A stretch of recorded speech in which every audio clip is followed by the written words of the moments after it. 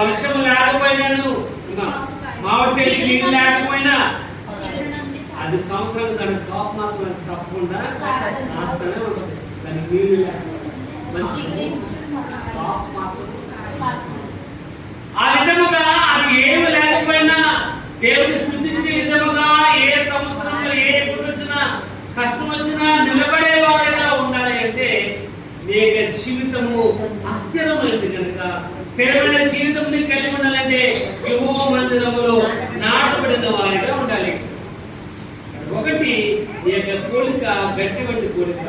గట్టి వంటి పోలికలో నుంచి దేవునికి ఉపయోగపడే విధంగా ఉండాలంటే ఇక్కడ రాయబడుతుంది ఎత్తబడిన యేసు ప్రభువును చూడాలి.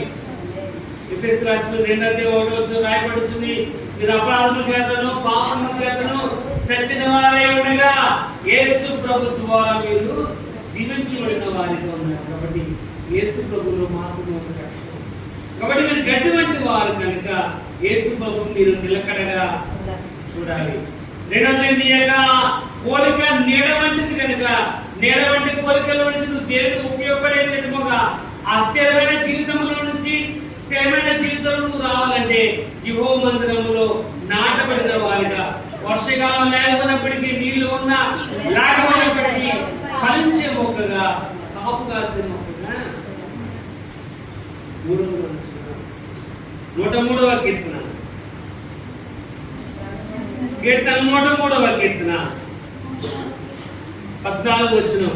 ఇది బాగా మనం ఎక్కడి నుంచి వచ్చాం? జగన్ మట్టి నుండి ఆయన మట్టిని తీసుకుని ఒక నరుడిగా ఆయన సృష్టించాడు. వారి నాసిక రంధ్రం ద్వారా ప్రాణవాయువును ఊదగా వాడు జీవాత్మ అయ్యాడు. కాబట్టి నీ యొక్క స్థితి ఆయనకు బాగా చూడండి. 3:19 వచనం